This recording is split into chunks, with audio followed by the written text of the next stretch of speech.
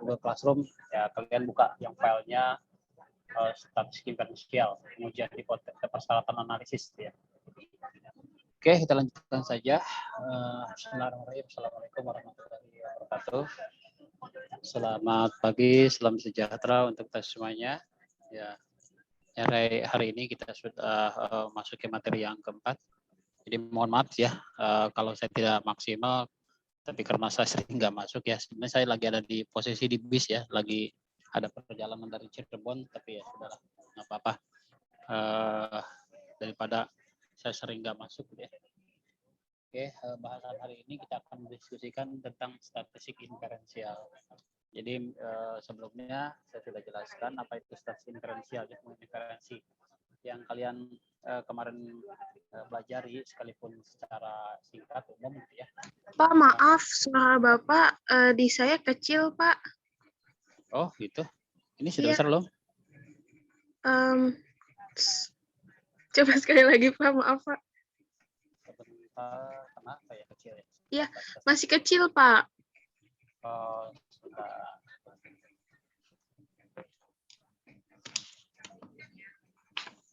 Ini masih kecil nggak? Ya, sudah besar, Pak. Sudah, Pak. Sudah besar. Oke. Mungkin volumenya tadi ya.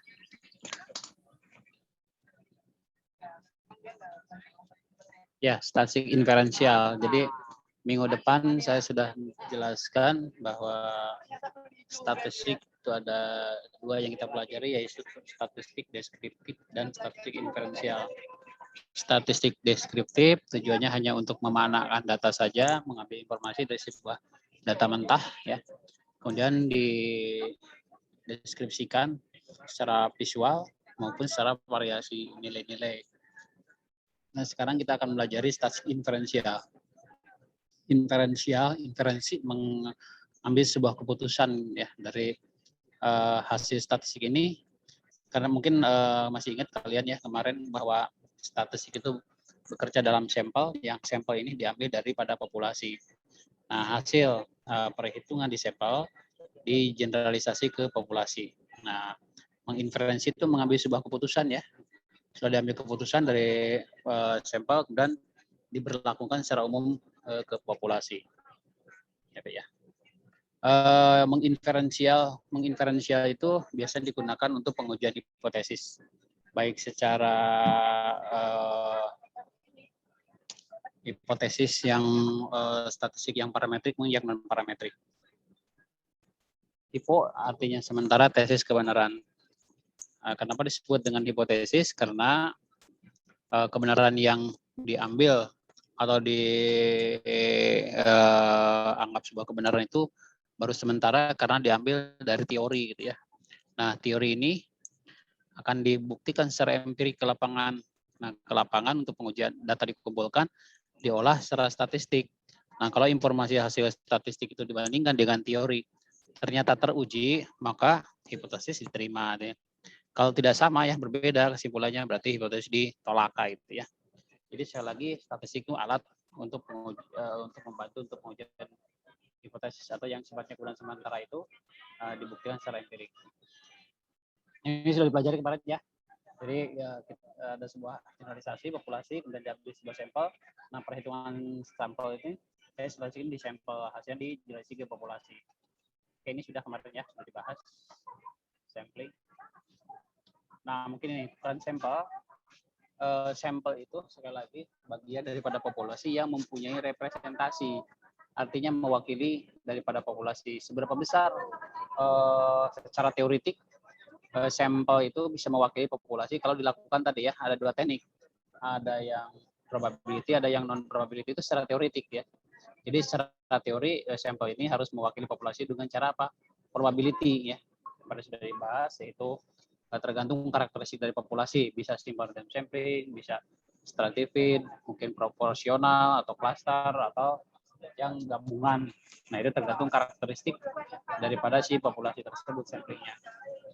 Nah, tapi secara empirik itu kan baru secara teori ya. Secara empirik gimana cara supaya sampelnya merepresentasikan? Nah, biasanya ditentukan dengan ukuran sampelnya. Jadi kalau populasinya 100, sampelnya mestinya berapa? kalau ukurannya sekian, nah yang mewakili berapa? Ini ada beberapa teknik sebenarnya ya untuk menentukan ukuran sampel. Banyak sekali teori, silakan kalian pelajari. Mungkin saya ambil beberapa. Ada yang menggunakan tabel Crazy dan nomograf dari Harry King. Tabelnya seperti kayak gini gitu ya. N ini adalah populasi, ini S ini sampel. Jadi sampelnya kalau populasinya cuma 10 harus diambil 10 semuanya. 15 diambil 14 dan seterusnya. Kalau 100 diambil 80. Itu menurut tabel Harry King. Nah, itu kan boleh saja ya berpendapat lain. Atau juga bisa dengan menggunakan ini. Dari beberapa buku ini kalau populasinya kurang dari 100, ambillah sampel ini 30-50%. Tapi kalau N-nya atau populasinya kurang kalau N-nya ini N besar itu kan sampel populasi, sorry. N-nya itu sampel. Nah, kurang 100 berarti N-nya adalah 30-50%. Kalau populasinya lebih dari 100 cukup dengan 10-30% saja. Ya. Atau dengan perhitungan dengan rumus-rumus start kita akan belakangan ya, perhitungan berapa besarannya ukuran sampel supaya merepresentasikan dari populasi. Nah, ini saja dulu ya. Oke, dalam menginferensi dalam pengujian hipotesis itu ada dua tadi ya. Ada yang parametrik, ada yang non parametrik. Parametrik artinya ada parameter-parameter tertentu atau syarat-syarat dalam pengujian hipotesis itu. Pertama, sampel yang diambil dari populasi itu harus berdisisi normal. Kemudian kalau kita membandingkan sebuah kelompok dengan kelompok lain itu, dua variansi atau kelompok tersebut harus homogen gitu ya. Itu syaratnya itu yang parametrik. Tapi ada juga sampel yang tidak perlu ada ukuran-ukuran atau yang non parametrik. Jadi artinya diasumsikan tidak normal. Kenapa tidak normal? Ini karena teknik samplingnya. Nah, kalau yang parametrik itu kan probability ya. Kalau non probability itu kan menyebabkan ketidaknormalan ya. Maka diasumsikan tidak normal menggunakan strategi yang parametrik. Kedua dari jenis data. Jenis data dari awal sudah dijelaskan gitu ya. Ada yang nominal, ordinal, interval, dan rasio. Nah, untuk ordinal dan nominal itu kan menyebabkan secara matematis kan tidak bisa dioperasionalkan. Jadi kalau dibuat distribusinya tidak akan normal gitu ya. Nah, ini dua sebab inilah yang menyebabkan tidak normal. Jadi kalau memang tidak normal, ya sudah menggunakan strategi yang parametrik. Jadi perhitungannya lebih sederhana. Nah, kita kembali lagi ke parametrik. Nah, syarat-syaratnya apa saja untuk perhitungan hipotesis dengan menggunakan parametrik? Ada dua syaratnya, itu normal dan homogen. Nah, bagaimana menentukan normal dan homogennya? Secara teori, kalau kita ambil dengan menggunakan sampling yang probability itu pasti normal, gitu ya. Nah, tapi kan secara empirik belum tentu, maka kita dengan menggunakan perhitungan-perhitungan. Nah, caranya bagaimana untuk menghitung normalitas? Bisa juga dengan cara pertama, caranya itu menghitung mean, modus, dan menghitung mean, modus, dan median. Besarnya sama atau hampir sama, maka dikatakan diasumsikan normal. Jadi kalau sebuah distribusi, sebentar,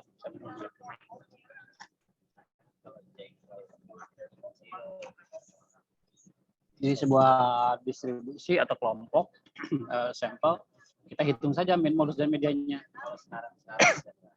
Jika sama atau hampir sama itu diasumsikan normal, ya. Disuruh jawab normal saja.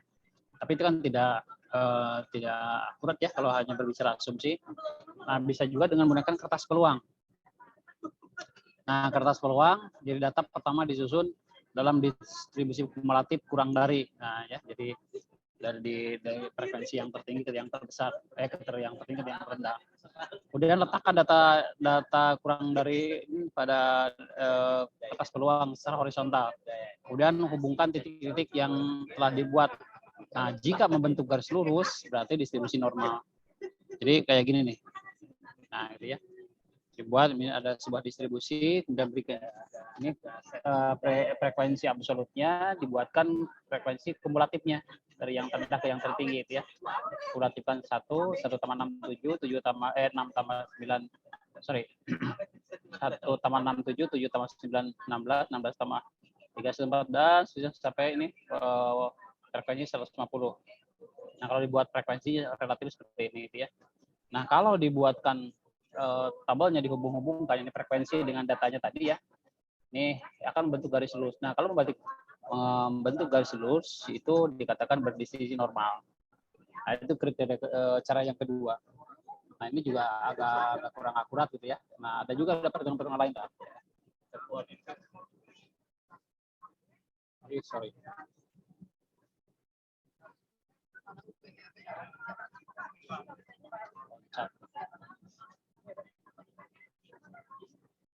Ya, cara selanjutnya bisa dengan menggunakan C kuadrat untuk kalau data berkelompok. Kalau datanya tunggal bisa menggunakan Lily-Post. Atau bisa juga dengan ggplot. Banyak ya cara-caranya. Saya ambil 2 contoh saja. Yang lain silakan kalian kembangkan sendiri ya. Bisa diuji dengan perhitungan yang hampir mirip dengan C kuadrat. Kalau Lily-Post saya ambil 2 contoh saja sebagai perwakilan. C kuadrat untuk data yang dikelompokkan, kemudian Lily-Post untuk data tunggal. Seperti di WNJ ini ya sering menggunakan Lily-Post ya. Karena Lily-Post kan datanya tunggal-tunggal, pasti kan datanya lebih akurat daripada yang tadi terkelompokannya dengan mudah data kesimpangan. Bagaimana caranya dengan Lily-Post atau C kuadrat? Nah, contohnya seperti ini. Misalkan inti ujian normalitas dengan menggunakan C kuadrat. Langkah pertama, buatlah distribusi frekuensi absolutnya. Ada sebuah tabel, dibuatkan distribusi absolutnya, dan tentukan batas intervalnya. Jadi, seperti ini ya, ini kita dibuatkan distribusi frekuensinya, kemudian buatkan frekuensi absolut ini. PO nya frekuensi absolutnya ya. Jadi frekuensi apa istilahnya berdasarkan di lapangan. Nah, di sini ada berapa kelompok? Sebenarnya ada 7 kelompok ya. Ini ada yang frekuensi, kalau yang 8 ini adalah kelompok penolong namanya ya. Ntar kita jelaskan. Jadi sebenarnya ini kalau dibuatkan distribusinya ada 7 kelompok dengan frekuensinya ini jumlah datanya ada 80. Oke, selanjutnya tentukanlah Z. Nah, ini kemarin ya cara menghitung Z, distribusi Z-nya distribusi normal, yaitu rumusnya adalah apa? X min X bar per standar deviasi. Jadi tentukan nilai Z-nya pertama. Nah, ini ya. Z-nya. Z itu kan rumusnya apa? X min X bar standar deviasi. Karena X daripada ini datanya berkelompok, kita ambil titik tengah. Nah, titik tengahnya ini ya. Jadi 26 tambah 35 bagi 2 berarti 30,5. Jadi si X-nya ini adalah 30,5. Jadi Z-nya berapa? 30,5 kurang apa? Rata-rata ya.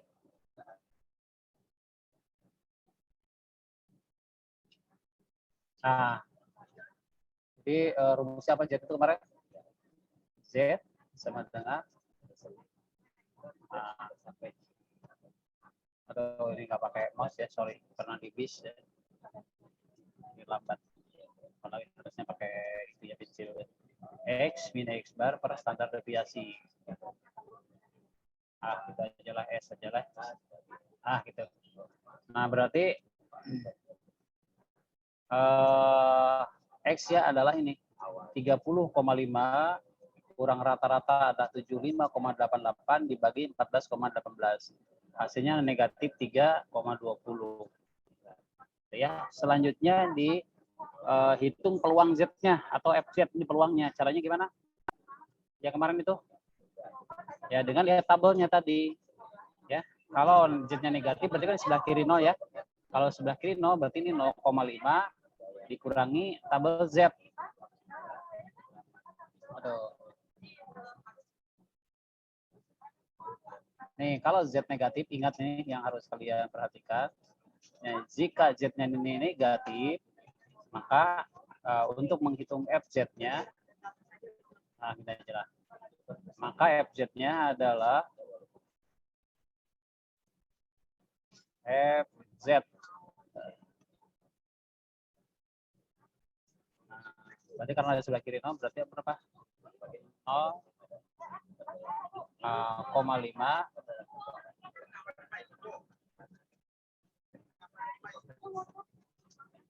kurang tabel ya.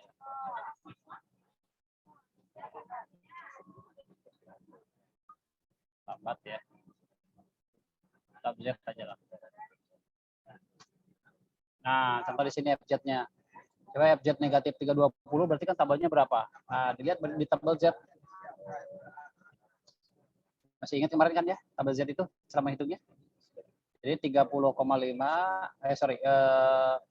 luas daripada negatif 35 karena posisinya di sebelah kiri berarti 0,5 dikurangi tabel Z. Nah, jadi hasilnya 0,0007. Atau kita lihat saja lah tabel Z. Z-nya mana ya?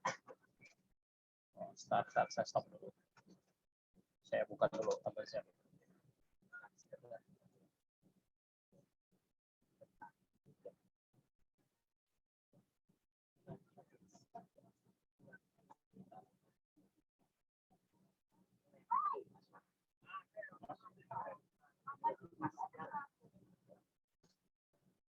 Sorry. Mana tabel Z?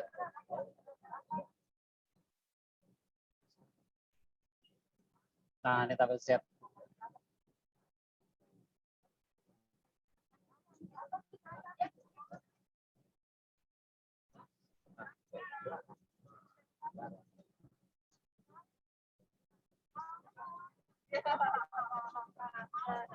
Nah, ini ya. Jadi pertama hitung Z itu X min X bar per standar deviasi. Ya, nah, seperti ini. Ketemulah nilai-nilai Z ini. Mana? Sorry. Nah, ini ketemulah nilai-nilai Z ini ya. Rumusnya tadi X min X min X bar per standar deviasi. Berarti ini sekali lagi ulang 30,5 kurang 75,88 dibagi 14,18 hasilnya adalah negatif 3,20. Terus ini yang kedua 40,5 kurang 75,88 dibagi 14,12 hasilnya adalah negatif 2. Terus sampai sini ya. Nah, selanjutnya menentukan peluang Z. Rumusnya peluang Z itu ini. Nah, ya. Kalau Z-nya positif karena sebelah kanan berarti 0,5 tambah tabel Z. Luasnya si peluang Z ini. Kemudian kalau negatif, ini distribusi Z, 0,5 dikurang tabel Z. Ini untuk distribusi Z-nya. Jadi aturannya gitu ya. Sekali lagi, kalau positif 0,5 tambah tabel Z. Kalau negatif berarti 0,5 dikurangkan tabel Z kayak gitu ya. Nah, hasilnya kalau kita hitung seperti ini. Nah, berarti ini 0,5 dikurangi tabel Z, jadi hasilnya 0,007. Kemudian yang ini 0,05 dikurangi tabel Z, 2,5 berarti hasilnya 0,0062. Nah, kalau di sini yang positif, kalau di sini berarti berapa? 0,5 ditambah tabel 0,33. Nah, hasilnya 6293. Bisa dipahami ya? Kemarin kan sudah dihitung cara tabel Z-nya. Ini susah kalau pakai itu ya. Tidak pakai mouse atau tidak pakai pensil grafis susah. Nah, itu coba kita lihat, coba dilatih ya. Oke, setelah itu, setelah FZ-nya dihitung, tinggal luas tiap kelas. Luas tiap kelas, tulisnya kayak gini. Hitung besarnya peluang untuk masing-masing kelas interval, yaitu selisih luas dari nilai besar peluang tiap Z. Nah, jadi untuk menentukan luas ini, luas tiap kelas, ini caranya. Jadi 0,07 diselisihkan dengan yang bawahnya. Nah ini. Ya 0,07 dikurangi 0,62 hasilnya 0,0055. Kemudian 0,03 dikurangi 67 ya dikurangi 0,062 hasilnya adalah 0,0365 dan seterusnya. Sampai di sini. Nah, ini terhenti di sini. Nah, ketika ingin mengisi sini berarti kan butuh bantuan ya, maka dibantu dengan tabel bantu. Jadi ini yang nomor 8 tidak ada kelasnya.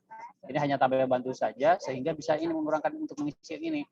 Itu 0,9591 dikurangi ini berarti hasilnya ini. Jadi yang dipakai adalah 7 kelompok ini hanya kelompok bantu namanya ya, supaya ada selisih kelas sebelumnya dengan kelas 8 misalnya dengan kelas 7. Oke, selanjutnya tinggal hitung dengan hitung FE-nya. FE itu rumusnya, nah, yaitu tentukan FE tiap kelas interval sebagai hasil kali peluang tiap kelas dengan n ukuran sampel. Jadi dikalikan yang ini, luas tiap kelas dikali n, jadi 0,0056 kali n-nya 80, jadi hasilnya 0,44. Terus 0,0305 kali 80, nah hasilnya 2,44. Kemudian ini 0,1034 kali 80 hasilnya 827 terus sampai akhir. Kemudian kita masukkan ke rumus C kuadrat. Nah, rumus C kuadrat, nah ini rumusnya ya untuk mencari normalitasnya dengan C kuadrat yang ini. C kuadrat adalah FO dikurangi FE, aduh, low lagi baterainya, dibagi FE. Jadi kalau saya mati, kalian ini ya, karena laptopnya nggak bisa dicas di bis, jadi dilanjut di itu aja ya, di Google Classroom saja, filenya sudah ini. Tapi ini sampai mati saja, tinggal dimasukkan ke rumus ini. Nah, jadi ini yang pertama, ini semuanya aja, berarti apa? F0 jadi 2 kurang 0,44 dikuadratkan dibagi FE dibagi 0,44. Nah, itu ya. Yang ini 3 kurang 2,44 dikuadratkan dibagi 2,44 terus. Ini yang 5 kurang 8,27 dikuadratkan dibagi 8,27. Terus sampai akhir. Nah, dihitung secara matematis ketemu 9,08. Ini namanya C kuadrat tabel. Kemarin kan sudah belajar ya C kuadrat tabel. Nah, jadi C kuadrat tabel pada ini kelompok, ini kan 8 ya, N-nya, berarti kelompok V-nya adalah 7. Ya. Pada alfa 5%, ini 14,1. Lihat tabel X, C kuadrat yang kemarin. Selanjutnya karena ini namanya C kuadrat hitung, ini C kuadrat hitung yang tabelnya ini ya, yang kemarin sudah dicari, kita bandingkan. Ternyata C kuadrat hitung, ini kriterianya ya, mana kriteria? Nah, ini kriterianya. Apabila C kuadrat hitung lebih kecil daripada C kuadrat tabel, maka sampel berasal dari populasi yang berdistribusi normal. Jadi kalau sama atau lebih dari berarti tidak normal, gitu ya. Nah, hasil perhitungan ternyata C kuadrat hitung 9,88 ini lebih kecil daripada 14,1 C kuadrat tabel. Maka distribusi normal. Gitu ya.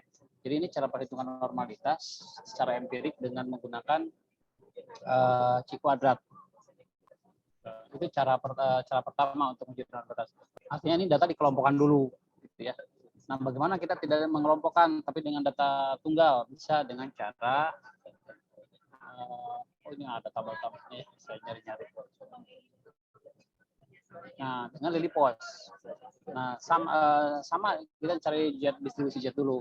Pertama data diurutkan. Nah, bedanya itu ya, kalau data tadi dikelompokkan, kalau ini data diurutkan. Dari yang terkecil ke yang besar dan tentukan frekuensi tiap datanya. Nah, jadi contohnya kayak gini nih. Misalkan data diurutkan, tapi ini datanya tunggal ya, tidak dikelompokkan. Urutan dari kecil ke besar. Kemudian frekuensinya pasti satu semua ya, frekuensi satu semua. Kemudian buat frekuensi kumulatif. Nah, ini.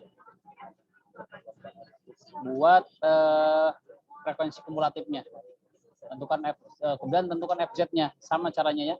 Kalau Z positif 0,5 tambah Z. Kalau negatif kurang 0,5 dikurang tambah Z. Kemudian hitung frekuensi kumulatif tadi ya. Dan sebut SZ, yaitu F kum rumusnya per M. Nah, jadi gini. Tentukan Z-nya ini dengan menggunakan C tadi ya. Rumus Z ini yaitu X minus per standar deviasi. Berarti di sini apa? 10 kurang 5 dibagi 1,49. Berarti negatif 1,16. Kemudian negatif 13 kurang 5 dibagi 1,49 hasilnya adalah negatif 1,174 terus sampai akhir. Kemudian tentukan FZ. Nah, FZ itu sama dengan tadi peluang ya. Itu kalau Z-nya negatif berarti 0,5 dikurangi tabel Z. Nah, kalau yang positif seperti ini berarti 0,5 ditambah tabel Z hasilnya yang ini. Terus, nah baru menentukan SZ. SZ itu rumusnya adalah frekuensi kumulatif. Nah nih, FZ. SZ rumusnya F kum per M. Jadi ini F kumnya ini yang ini ya. F kumulatif berarti ini 1 dibagi N bagi 10, berarti 1 per 10. Ini 2 per 10, 0,2. Ini 3 per 10, terus sampai akhir. Jadi ini sampai 10 per 10, berarti 1. Jadi SZ-nya selanjutnya diselisihkan. Selisih antara FZ dengan SZ. Nah, karena diselisih, ini kalau selisih berarti semuanya dipositifkan, tidak ada yang negatif. Makanya buat tanda mutlak. Tanda mutlak ini untuk positifkan. Jadi 0,053 kurangi 0,1 dipositifkan jadi 0,047. Ini 0,120 dikurangi 0,2 dipositifkan jadi 0,080 dan seterusnya. Nah, selanjutnya dibandingkan dengan dicari nilai selisih FZ ini yang paling besar. Dari angka-angka ini yang paling besar ternyata 0,121. Ini disebut dengan F hitung. Lili-Pos hitung, yaitu yang ini 0,121. Selanjutnya cari tabel Lili-Pos. Contohnya ini di buku Sujana ya, halaman 467. Nah, tabelnya kayak gini. Ya. Nah, dari tabel ini pada ini N, pada kelompok ya, pada N-nya 10, bukan kelompok N 10. Kemudian dengan alfanya 5%, ternyata ini 2,58 ini ya. Nah, ini N 10 pada alfa 5%, berarti ini 0,258. Nah, berarti ya. Tinggal dibandingkan sama tadi ya. Jika LO hitung, Lili-Pos hitung ini yang dalam hal ini 0,121 ternyata lebih kecil daripada 0,258, maka distribusi normal. Kalau sama atau lebih besar berarti tidak normal. Nah, ini tabel Lili-Posnya. Nah, itu untuk menguji normalitas. Jadi sekali lagi, menguji normalitas ada beberapa cara ya.